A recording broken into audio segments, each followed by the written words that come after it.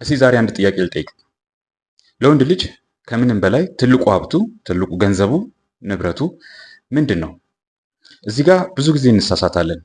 ብዙዎቻችን ስለ አሳካነው ዲግሪ ማስተርስ ወይም ደግሞ ሌላም ፒኤችዲ እንዲሁም ደግሞ ገንዘባችን፣ ዝናችን እሱ ትልቁ ስኬት ነው እንላለን። ወይም ደግሞ በሰዎች ዘንድ ያገኘነው መወደድ፣ ታይታና ይሁንታ ማግኘቱን፣ ተከታይ ማግኘቱ፣ ብዙ አድናቂዎች ማግኘታችን እሱንም ብዙ ሀብት ነው ገንዘብ ነው ብለን እናስበዋለን።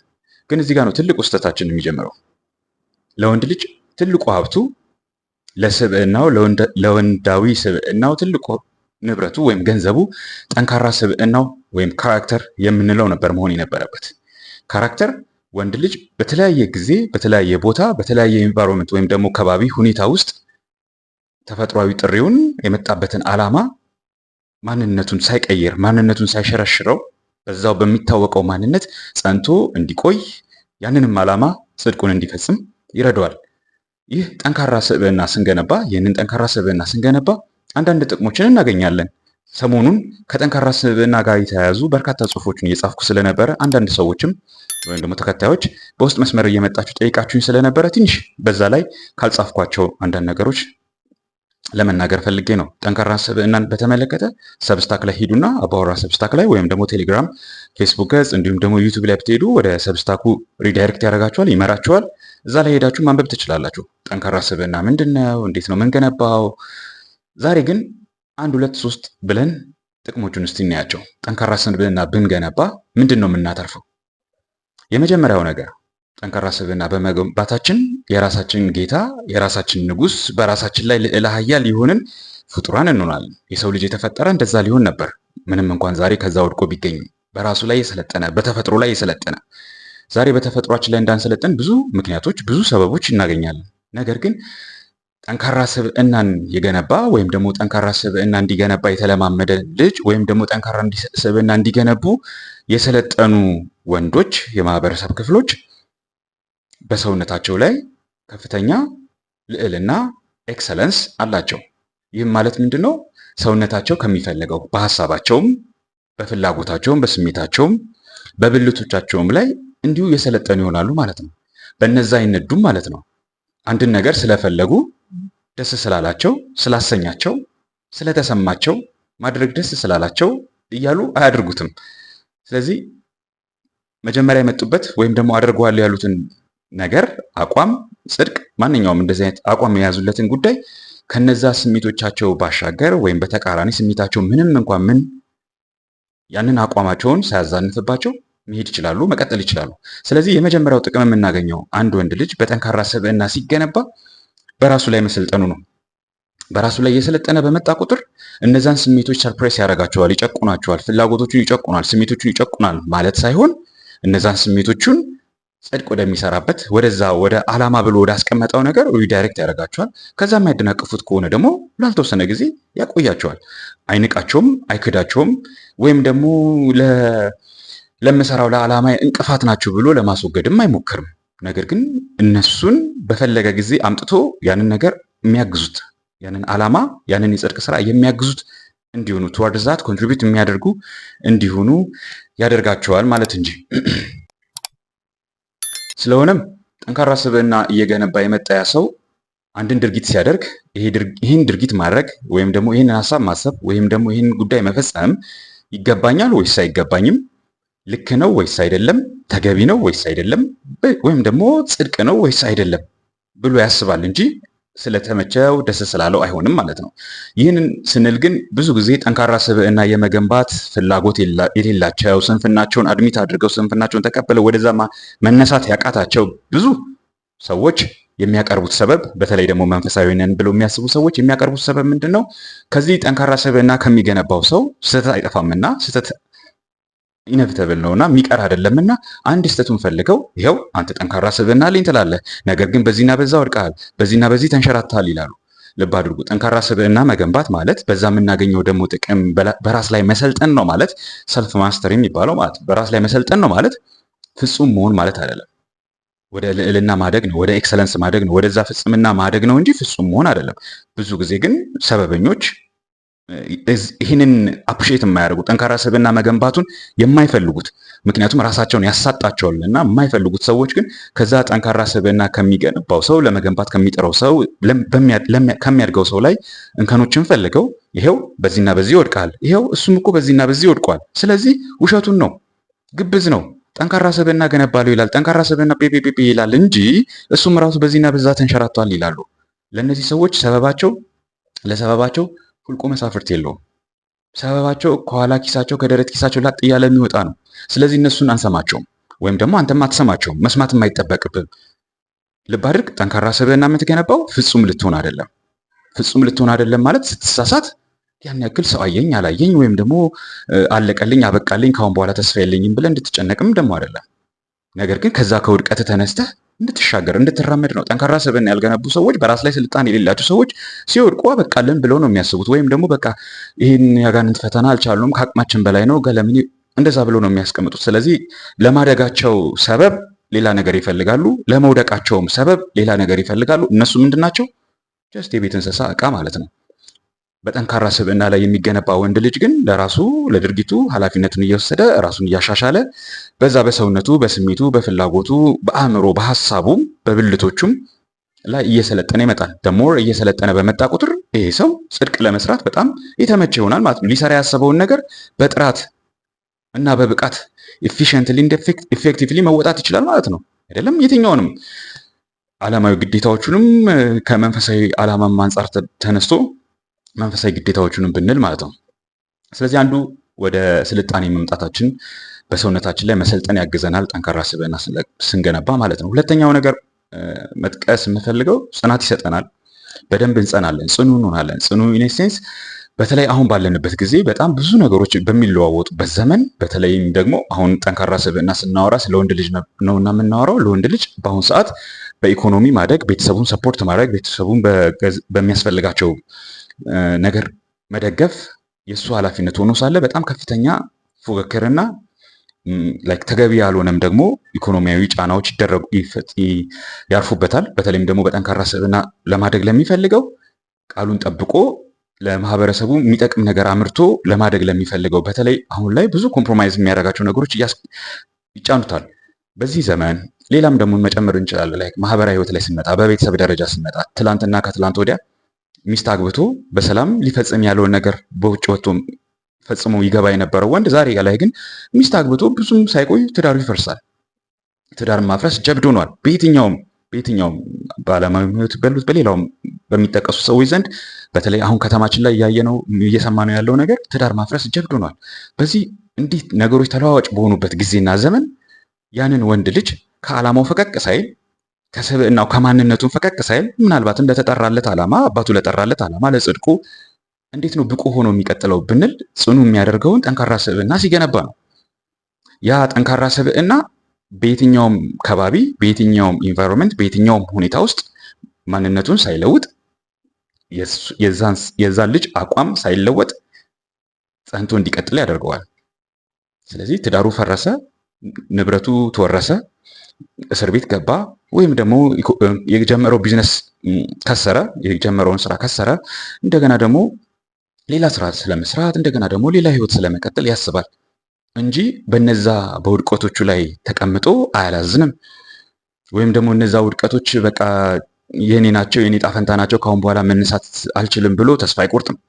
ጠንካራ ስብዕና የሌለው ወንድ ልጅ ጋር ስንመጣ ግን ያ ጠንካራ ስብዕና የሌለው ወንድ ልጅ ቀድሜ እንደጠቀስኩላችሁ በራሱ ላይ ስልጣኔም የለውምና ለሚፈጠርበት ነገር ራሱን ተጠያቂም ማድረግ አይፈልግምና ጣቱ ሌሎች ላይ ይጠቁማል። መንግስት ላይ ይጠቁማል፣ ኢኮኖሚው ላይ ይጠቁማል፣ የአካባቢው ችግር ላይ ይጠቁማል፣ ዓለም ላይ ይጠቁማል፣ የአየር ንብረቱ ላይ ይጠቁማል። በተለይ ደግሞ አጋንንት ላይ እንጠቁመዋለን። ከዛ በኋላ ኃላፊነት ወስዶ የተሸነፈበትን የወደቀበትን ነገር ገምግሞ ራሱን ገምግሞ በዚህና በዛ መሻሻል አለብኝ፣ በዚህና በዛ መስተካከል አለብኝ፣ እኔ የቤተሰብ ኃላፊ ከሆንኩኝ በዚህና በዛ ጠንክሬ መገኘት አለብኝ ብሎ እንደገና ከመሬት መነሳትን አያስበውም፣ አይችልበትም። ምክንያቱም አስቀድሞ የገነባው ጠንካራ ስብዕና ስለሌለ ማለት። ያ ጠንካራ ስብዕና ልክ ለዛ ወንድ ልጅ እንደ ጀርባ አጥንቱ በሉት። የጀርባ አጥንት ያለው ሰው የጀርባ አጥንት ለተለያዩ ነገሮች ምሳሌ እናደርገዋለን። አስተውሉ። ከዚህ በፊትም በተለያዩ ጊዜ አንስቼዋለሁና የጀርባ አጥንት ማለት እንግዲህ አንድ ሰው የጀርባ አጥንት የለውም ብንል ወይም ደግሞ የጀርባ አጥንቱ ተጎድቷል ብንል ያ ሰው ቆሞ መሄድ፣ ተቀምጦ መብላት፣ መጠጣት አይችልም። ይሞታል ማለት ግን አይደለም። ስለዚህ በጀርባው ተንጋሎ ሊኖር ይችላል። በጀርባው ተንጋሎ እያበሉት እያጠጡት እዛው ላይ እያጸዳዱት እያጸዱት ሊኖር ይችላል በህይወት። ያ ማለት ግን ይህ ሰውዬ ቆሞ የሚሄድ ሙሉ ሰውነት ያለው አይባልም አይደለም። ስለዚህ በዓለም ላይ የመጣበትን ግዳጅ ወይም ደግሞ ዓላማውን መፈጸም አይችልም ማለት ነው። የጀርባ አጥንት ስለሌለው ሁለ ነገሩ በሰው እጅ ስር ስለሚሆን ማለት ነው። ጠንካራ ስብዕና ያለው ወንድ ለማንነቱ፣ ለስብዕናው፣ ለካራክተሩ ጠንካራ የጀርባ አጥንት የፈጠረ ማለት ነው። ስለዚህ ያ ሰውነቱ፣ ያ ጠባዩ፣ ያ ባህሪው በተለያዩ ዓለማዊ ውጫዊ ፈተናዎችም ውስጣዊ የራሱን ፈተናዎች ቢናጡ ቢደበደቡ ተሽመድምዶ ግን አይወድቅም። ምክንያቱም ጠንካራ ስብዕና ገንብቷል። አይፈተንም አይደለም፣ አይወድቅም አይደለም፣ አይሳሳትም አይደለም። ነገር ግን ተመልሶ ቆሞ በሁለት እግሩ ቆሞ በዛ ባህሪው በዛ ትላንትና በሚታወቅበት ማንነቱ እንዲቀጥል ያግዘዋል።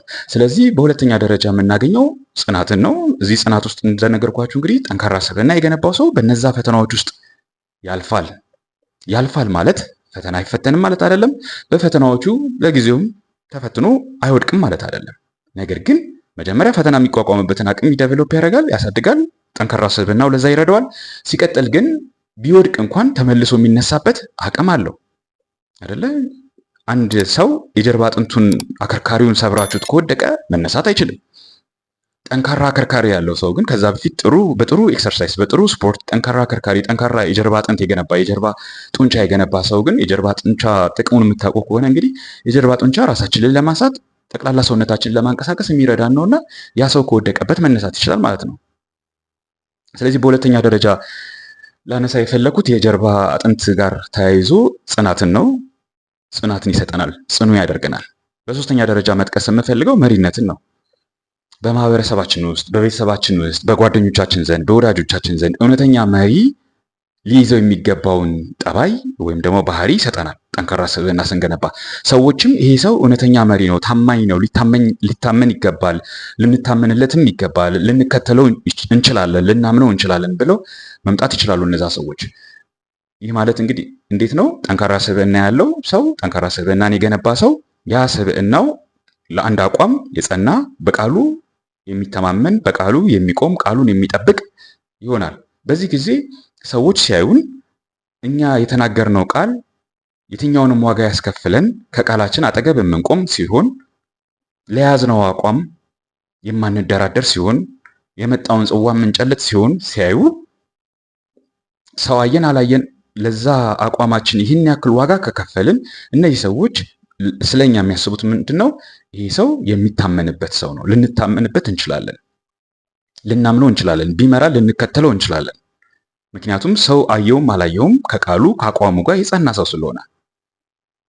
ይህ እንግዲህ ስለ እውነተኛ መሪነት ነው የምነግራችሁ። ስለ አጭበርባሪው ስለ አስመሳዩ መሪነት አሁን ላይ በብዛት ሰው የሚፈልገውን ያ ማለት አይደለም።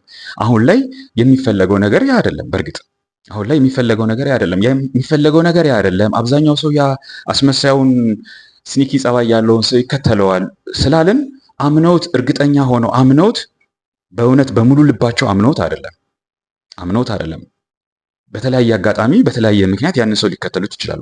የምር ግን ጄንዊንሊ ችግር በመጣ ጊዜ ሰው ፈልጉ ማንን ታምናላችሁ ማንን ትከተላላችሁ ብትሏቸው ያ ምናልባትም ከሰው ፊት ተገሎ ከማህበረሰቡ ተገሎ ጥግ ይዞ የሚኖረውን ለቃሉ ታማኝ የሆነውን በዛ በቃሉ በአቋሙ የማይደራደረውን ከዚህም የተነሳ ብዙ ቦታ ዓለም እንደምትለው እንደምታቆለጳጵሰው ብዙ ቦታ መድረስ እያለበት ከነዛ ሊደርስባቸው ከሚገባቸው ቦታዎች ርቆ ከሰው ተለይቶ የሚኖረውን ያምኑታል።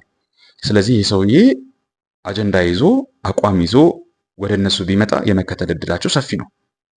እሱ በጣም ከባዱን ፈተና ዋጋ ተቀብሎ ያንን አቋሙን ዳር ማድረስ ይችላልና ነው። ያኛው አስመሳዩ ግን ለጊዜው እንብላው፣ እንጠጣ፣ እንደሰት የሚሉ ሰዎች የሚፈልጉትን ነገር ይሰጣቸዋልና እሱ ጋር ሆይ ሆይ ብለው ይመጣሉ። ችግር በመጣ ጊዜ ግን እንደማይተማመኑበት ያውቃሉ። ስለዚህ ጠንካራ ስብዕና እየገነባን ስንመጣ በመሪነት እንታወቃለን። ለነዛ ሰዎች እውነተኛ መሪ፣ እውነተኛ አርአያ ሆነን እረኛ ሆነን እንታመናለን ማለት ነው። እውነተኛ መሪነት በጠንካራ ስብዕና ይገኛል ስንል ዓለም ትወድሃለች ማለት ግን አይደለም። ሌላው ልክ እንደ ቅድሞቹ ሁሉ ያለው ኤክሴፕሽን ማለት ነው። ዓለም ትወድሃለች ማለት አይደለም። ዓለም አትወድም። ምንም እንኳን በችግር ጊዜ የሚፈልጉ፣ በችግር ጊዜ የሚናፍቁ፣ በችግር ጊዜ የሚጠሩ የችግራቸው ቀን ደራሽ ብትሆንም በዚህ በጠንካራ ስብዕና ይሄማ ለሱ ነው ከሱ ወዲያ ለማንም አይቻለውም የሚሉት አይነት ሰው ብትሆንም እንኳን በሰላሙ ቀን ግን ማንም አይፈልግህም። ቤተሰብም አይፈልግህም፣ ማህበረሰብም አይፈልግህም፣ ቤተክርስቲያንም አትፈልግህም፣ ሀገርም አትፈልግህም። በጠንካራ ስብዕና የሚገነባው ሰውዬ በመሪነት ቤተሰቡንና ማህበረሰቡን ሀገሩን ለመምራት ሲፈልግ ከነሱ ቫሊዴሽን አይፈልግም። ቫሊዴሽን ሳይፈልግ ነው ለነሱ የሚጠቅማቸውን ነገር የሚያደርግላቸው። እንደማይፈልጉት ያን ያክል እንደዛ እንዳታላዩ እንደማይፈልጉት ያውቃሉ። ስለዚህ ዓለሙ በተመቸ ጊዜ፣ ኑሯቸው በተመቸ ጊዜ፣ ችግራቸው በተቀረፈ ጊዜ አንተን አቮይድ ማድረግ ይፈልጋሉ። ስለዚህ ከዛ ከወዳደሩ ካስመሳዩ ከአድርባዩ ጋር ተመሳጥረው እነዛ ሰዎች አንተን ይገፋዋል፣ ያሳድደዋል። ይሄ የታወቀ ነገር ነውና በጠንካራ ስብዕና ተገንብተን ቤተሰባችንን እንመራለን ስንል ቤተሰባችን ሆ ብሎ አጨብጭቦ ይቀበለናል ብላችሁ እንዳታስቡ። ቤተሰብ የምላችሁ የእናትና አባታችን የወላጆቻችን ቤተሰብ ሊሆን ይችላል። ራሳችን የመሰረትነው ትዳር ይዘን ሚስት አግብተን ልጆች ወልደንም የመሰረትነውም ሊሆን ይችላል።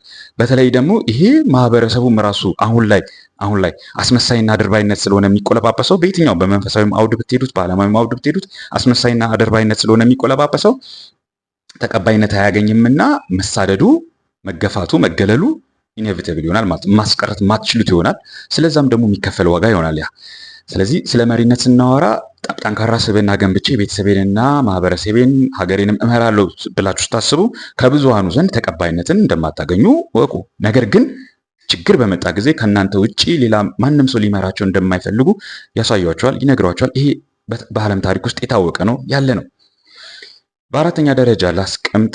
አራተኛ የህሊና እረፍት፣ የውስጥ ሰላም ታገኛላችሁ። የውስጥ ሰላም ታገኛላችሁ ማለት በምትሰሩት ስራ፣ በአቋማችሁ፣ በምታሳዩት ጸባይ፣ በምታስቡት ሀሳብ፣ በምታደርጉት ድርጊት በየትኛውም ነገር ከሰዎች ቫሊዴሽን አትፈልጉምና ከሰዎች ታይታን ይሁንታን አትፈልጉምና ሰዎች ጎሽ የኛ ልጅ እንዲሏችሁ አትፈልጉምና በራስ መተማመናችሁ ከራሳችሁ ጋር ነው ያለው። በተለይም ደግሞ ለዛ ለራስ መተማመን ምንጭ የሚሆነው ሰልፍ ስቲም ልበ ሙሉነቱ ከእናንተ ጋር ነው የሚሆነው። ልበ ሙሉ ትሆናላችሁ። ልበ ሙሉነታችሁ ከምንድን ነው? ወይም ደግሞ ራስ መተማመናችሁ ከምን የሚመጣ ነው? በሰዎች ዘንድ ጎሽ ካለመባል። ብዙውን ጊዜ በራስ መተማመን ትክክል ባልሆነው መንገድ የሚገነባው በምንድን ነው? ሰዎች ጎሽ ሲሉን ልበ ሙሉነት ይሰማናል፣ ደረታችን ያብጣል። ያ ፎልስ ነው፣ ውሸት ነው፣ ትክክለኛ አይደለም። ያ መቼ ክረምብል ያደርጋል? መቼ ይፈራረሳል? ሰዎች አይናቸውን የነፈጉን ጊዜ፣ ሰዎች ፊታቸውን ከኛ የመለሱ ጊዜ፣ ሰዎች ጭብጨባ ለእኛ ያቆሙ ጊዜ፣ ሰዎች እኛን ማወደስ ያቆሙ ጊዜ፣ ያን ጊዜ በራስ መተማመናችን ይወድቃል። በራሳችን የማንተማመን ኢንሴኪዩሪቲ የሚሰማን ሰዎች እንሆናለን። ስለዚህ በራስ መተማመናችን ጠንካራ ስብዕና በገነባን ቁጥር ግን በራስ መተማመናችን ይጨምራል። ምንጊዜም ነገሮችን ኢቫሉዌት የምናደርገው የምንገመግመው እኛ ከመጣንበት ከተገኘንበት ከምንሄድበትም ዓላማ አንጻር ይሆናል። ከተገኘንበት ከፈጣሪያችን ቃል ሊሆን ይችላል። ስለዚህ ከነዚህ ነገሮች አንጻር የያዝነውን አቋም እያየን ፐርፎርማንሳችንን፣ ብቃታችንን እንገመገማለን። ራሳችን በራሳችን ቫሊዴት እናደርጋለን። ከሰዎቹ አንፈልጎም። ያንን ሰዎች ሲያጨበጭቡልን፣ ሰዎች ሲያደንቁን፣ ሰዎች አቦ ሲሉን እየወደድ ነው ከመጣ በራስ መተማመናችን እየተሸረሸረ ወይም ደግሞ ከምንም በላይ ራስ መተማመኑን ተዉትና ሰልፍ ስቲማችን ልበ ሙሉነታችን እየጠፋ ይመጣል። ልበ ሙሉነታችን እየጠፋ ከመጣ ከዛ በኋላ በውጭ የምናደርጋቸው ነገሮች ሁሉ ፋይዳቸው ኢምንት ነው። ወይም ደግሞ እነሱ በመጡ ቁጥር የኛ በራስ መተማመን አደገ እንላለን እንጂ የኛ በራስ መተማመን በነዛ ጊዜያዊ ነገሮች ላይ ተመረኮዝ ይሆናል። ስለዚህ እነዛ ነገሮች ሲጠፉ በራስ መተማመናችንም አብሮ ይጠፋል። which means በራሳችን ላይ ያለን እምነት ይጎድላል። ለራሳችን የምንሰጠው ዋጋ፣ ለራሳችን የምንሰጠው ቫልዩ ከዚህ ከጠንካራ ስብዕናችን የተነሳ ከሆነ ግን ለኛ እንደ አከርካሪ እንደ ጀርባ አጥንት ከሆነው ጠንካራ ስብዕናችን በመከራ በፈተና ከገነባ ነው ጠንካራ ስብዕናችን የተነሳ ከሆነ ግን የማንንም ቫሊዴሽን አንፈልግም። የእናታችንንም የአባታችንንም ታይታና ይሁንታን አንፈልግም። ጎሽ የኔ ልጅ እንዳንተ ያለ ጥሩ ልጅ የት ይገኛል የሚባለውን አንፈልግም። አድገንም አግብተንም ከሚስታችን ከልጆቻችንም ያንን አንፈልገው። መስራት ያለብንን ነገር መስራት ስላለብን መስራት ማድረግ አስፈላጊ ስለሆነ እናደርገዋለን። ካደረግነው በኋላ ማን ያጨበጭብልናል? ማንም አያጨብጭም። ስለዚህ ይሄ ትልቅ ሰላም ይሰጠናል፣ የውስጥ ሰላም ይሰጠናል። አንድን ድርጊት አንድን ስራ ሰርቼ አንድን ሀሳብ ተንፍሼ ሰዎች ወደውልኛል አልወደዱልኝም፣ እገሌ ፊቱ ተከፍቷል፣ እገሌ ፊቱ ተደስቷል፣ ለምን ይሆን ብዬ ውስጥ መረበሽ አያድርብኝም። ባደረግኩት ድርጊት ሰዎች ተቀይመው ከኔ ቢለዩ አሁንም ውስጥ አይረበሽም። ምክንያቱም ማድረግ ያለብኝን ማድረግ ልክ የሆነውን ማድረግ ተገቢ የሆነውን ሳደርገው ውብ የሆነውን ነገር አድርጌያለሁና እነዛ ሰዎች ያንን ነገር አልፈልግም ብለው ረግጠው ቢሄዱ ለነሱ ይባስባቸው እንጂ እኔ እግሬን ሰቅዬ መተኛት አይከለክለኝም ማለት ነው። ስለዚህ የውስጥ ሰላም፣ የህሊና ረፍት ታገኛላችሁ። በተለይ ጠንካራ ስብዕና እየገነባን ስንመጣ አስተውሉ። ሰልፍ ስቲምን ልበ ሙሉነትን በደንብ እየገነባ ነው በደንብ እያሳደግነው ስለምንመጣ የሰዎች ጭብጨባና ይሁንታ ምንም ቦታ አይሰጠውም። መልካም ነገር ሰርተን ጥሩ ነገር ሰርተን ማለት ማድረግ ያለብንን ነገር አድርገን ልክ የሆነውን ነገር አድርገን ተገቢ የሆነውን ነገር አድርገን ሰዎች ሲያጨበጭቡም አይደንቀንም፣ ባያጨበጭቡም ጉዳያችን አይደለም። ምናልባትም እንደዚህም በመሆናችንም ሊበሳጩ ይችላሉ። ምንድነው አንተ እንደዚህ አይነት ስራ ሰርተ ጎሽ ጥሩ ነው ስትባል ንቀት ሄዳለህ እንዴ ወይም ደግሞ እንደዚህ ትባላላችሁ። እኛ ግን ከዛ ጋር ራሳችንን አሶሴት ላለማድረግ ነው፣ ራሳችንን ከዛ ጋር ላለማያያዝ ነው። ከአድናቆቱ ከጭብጨባው ጋር ራሳችንን ካያያዝን በራስ መተማመናችን ወይም ደግሞ የበለጠው ሰልፍ ስቲሙ ልበ ሙሉነታችን በማን ላይ ይቀመጣል ማለት ነው? በሰዎች አይን ላይ ሊቀመጥ ነው ማለት ነው። ሰዎች አይናቸውን ከነፈጉን ፊታቸውን ከኛ ከመለሱ ክራምብል ሊያደርግ ነው ሊፈራረስ ነው ማለት ነው ያ ነገር። ይሄ እንዲሆንብን ስለማንፈልግ መልካም ስራም ሰርተን የእነሱን ፊት አናይም። ጠንካራ ስብዕናን መገንባት ጋር ስንመጣ እንግዲህ ጥቅሙ በጣም ብዙ ነው። ጀስት አሁን ለጊዜው የያዝኳቸውን 5ቶችን ብቻ እናንሳ እንጂ በተለይ እዛ ሰብስታክ ላይ ሄዳችሁ ስለ ጠንካራ ስብዕና በተከታታይ የጻፉትን ነገሮች የጻፍኳቸውን ብታዩዋቸው በጣም ብዙ ኢንሳይትፉል የሆኑ ገንቢ ጥሩ እንድትታዘቡ የሚያደርጓቸው ነገሮች አሉና በአምስተኛ ደረጃ ሳልጠቅስ የማላልፈው ነገር ምንድነው? ወሰንን ማወቅና ማስከበር ነው። የእኛን ድንበራችንን፣ ወሰናችንን፣ አጥር ቅጥራችንን ማስከበርና ማወቅና ማስከበር ነው። ይህ ማለት እንግዲህ ምንድነው? እኛ የማንፈልገው ነገር እንዲደረግ የማንፈልገው ነገር ሰዎች እንዲያደርጉት የማንፈልገው ነገር ቢኖር አይሆንም፣ አንፈልግም፣ አይደለም፣ አይቻልም ብለን ማስቀመጥ። ወሰን የሚከበረው ድንበር የሚከበረው በክልከላ ነው፣ በድርድር አይደለም፣ በስምምነት አይደለም፣ ቁጭ ብሎ በጠረጴዛ ዙሪያ በመወያየት አይደለም። ይሄ ሊበራሉ ዓለም አሁን የመጣው ዓለም ትውልዱን በተለይም ደግሞ ወንዶቻችንን አልጫ ለማድረግ የሚጠቀሙበት መንገድ ነው። ስር ሰዶ ብዙ ቦታ ገብቷል። እስከ ቤተ እምነቶቻችን ድረስ ገብቶ በተለይ ደግሞ ክርስትና ውስጥ ገብቶ ወንዶቻችንን አበላሽቶብናል። ምንም ድንበር ማስከበር የማይችሉ አቋማቸውን በግልጽ ማስቀመጥ የማይችሉ በትንሽ በትልቁ የሚደራደሩ ያንን አቋማቸው በሂደት የሚሸረሸርና አቋም የለሽ ሰዎች እንዲሆኑ አድርጓቸዋል። ስለዚህ አንዱ በጠንካራ ስብዕና ስንገነባ የምንጠቀመው ነገር ምንድን ነው? ወሰናችንን ድንበራችንን ማስከበር፣ ያም ደግሞ አጥር ቅጥራችንን እኔ አጥር እለዋለሁ አጥር ቅጥራችንን ማስከበር ነው። አጥር ቅጥራችንን የምናስከብረው ኖ በማለት ነው። ለምሳሌ አንድ ሰው የራሱ ቤት ይኖረዋል። የራሱ ቤት ደግሞ ዙሪያው የግቢ አጥር ይኖረዋል። ይሄ ሰውዬ የግቢውን አጥር ባያጥር በጠንካራ ግንብ ባይገነባው ለምሳሌ ባይገነባው ምንድን ነው የሚሆነው? ሰዎች እስከ በሩ ደጃፍ ድረስ እየመጡ በግቢ ውስጥ ይረማመዳሉ። ከዚህኛው ሰፈር መንደር ወደዛኛው መንደር ማለፍ ቢፈልጉ እሷ ያላጠረውን ቦታ ተጠቅመው ይረማመዱበታል አይደለ?